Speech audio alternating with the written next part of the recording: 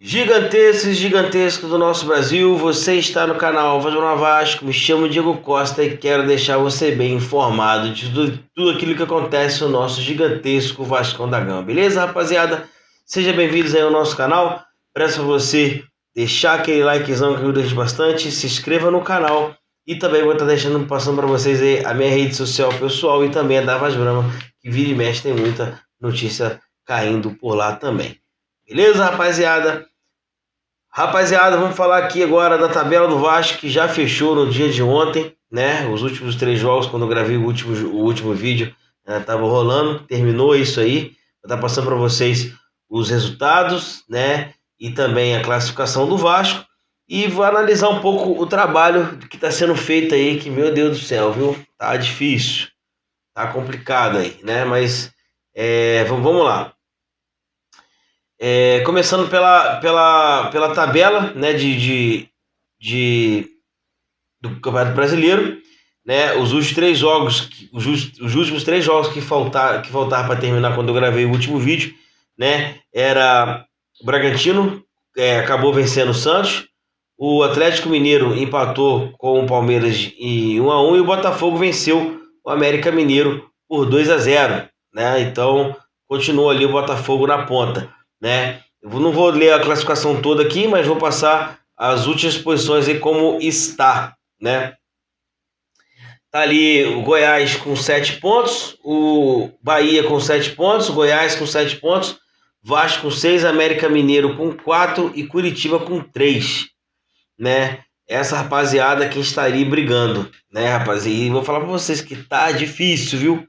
Né? E com isso o Vasco vai pegar nos próximos 5 jogos. Falei no outro vídeo, mas eu vou repetir para vocês aqui porque tem todo o contexto, né? O Vasco pega o Flamengo na próxima segunda-feira, dia 5, né?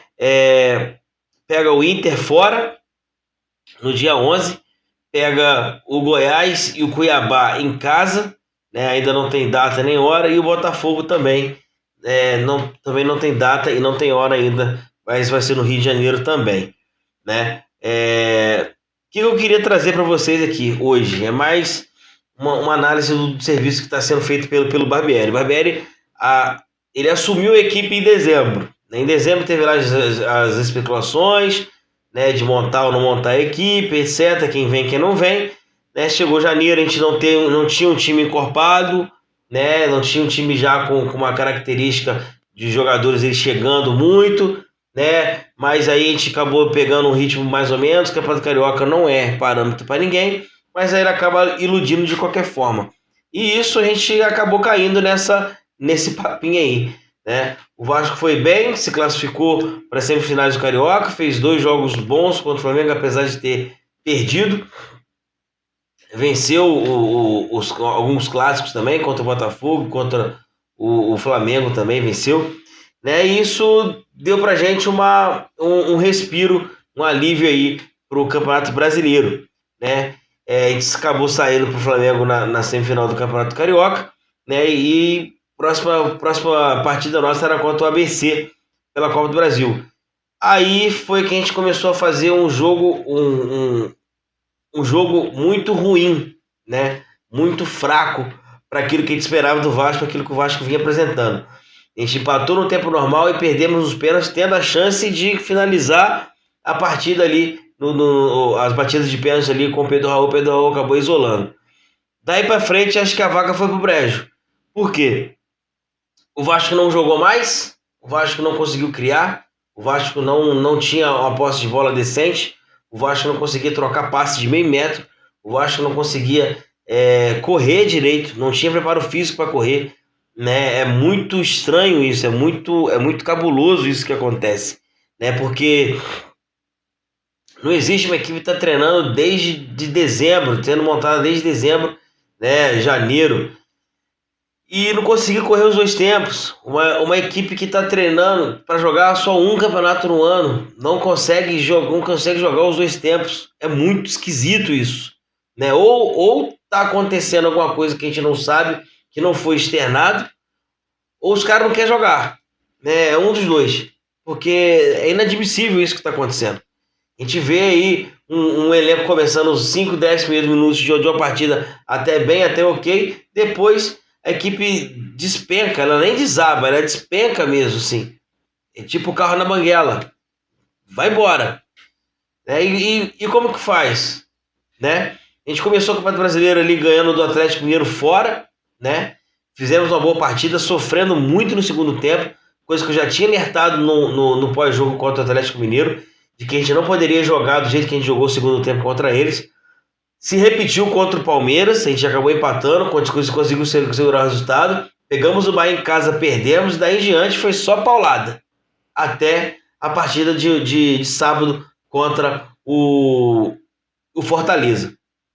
O Vasco tomando gols idiotas, gols bobos, nas costas de zagueiro. Assim, na minha opinião, a gente tem uma linha de defesa muito forte, mas ela fica sobrecarregada. Por quê? Porque ela não tem um meio campo que consiga construir a jogada para a gente conseguir atacar. O melhor ataque ele é a defesa, não tem jeito. Não tem jeito, a gente não tem esse cara para poder fazer essa jogada mais adiante. Né? A gente não tem esse cara que constrói. O cara que construía isso aí é o Nenê, que foi dispensado, tá no Juventude, colocou o Juventude na primeira posição do campeonato da Série B. Tá certo que não se compara a Série A com a Série B, mas na minha opinião, se tivesse que dispensar o Nenê para não ter ninguém para colocar de volta rápido, não deveria ter dispensado o Nenê. O Nenê é esse cara que a gente está precisando hoje aqui, até chegar um próximo, né? Então, assim, falta de planejamento, falta de atenção, né? Quando o Paulo Brax vem a público falar, né? Que a gente está vendo o mercado, que a gente está vendo o quê? Quais são os jogadores? Que plano que tem? Como que você monta um elenco que você não tem um camisa 10? Como que você monta um elenco que você não consegue colocar um cara para criar jogada? Sabe? Aí vai pro senhor Luiz Melo, diretor ali, o CEO, o presidente da SAF do Vasco. Pô, tá devendo quem comprou, o clube que comprou, vive renegociando.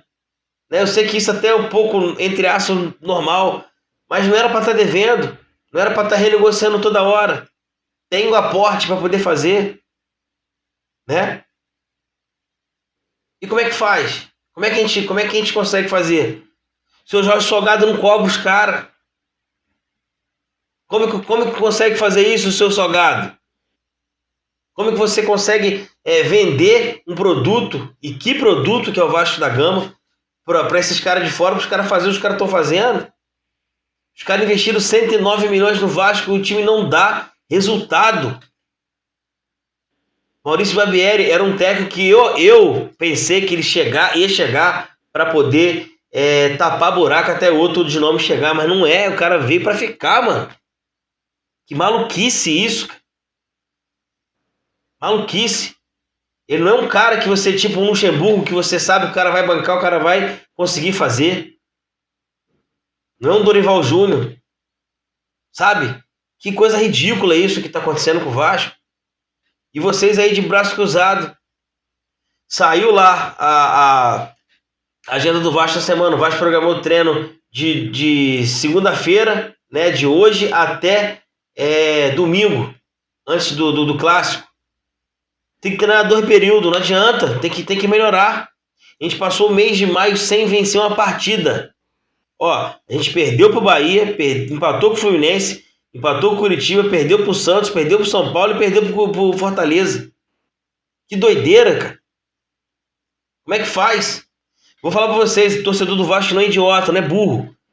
Se o torcedor do Vasco pegasse hoje, estaria aqui na vaga, vamos supor, do Cuiabá ou do Corinthians, que estão ali com 8 pontos, que estão mais próximos da gente, a gente não ia estar discutindo isso agora, não. A gente está falando, será que dá para pegar um pouco mais acima? Mas não é o que a gente está vendo. A gente está vendo um time covarde, um time que não joga, um time que não cria, a bola que não entra, né? Fica inadmissível e insustentável segurar a situação do jeito que está. A torcida que já carregou o time 20 anos está apostando na SAF e a SAF não está dando resultado. Fico por aqui com esse desabafo. Peço vocês deixar aquele likezão que ajuda a gente bastante. Se inscreva no canal. E mais tarde eu volto com mais notícias do nosso gigantesco. Valeu!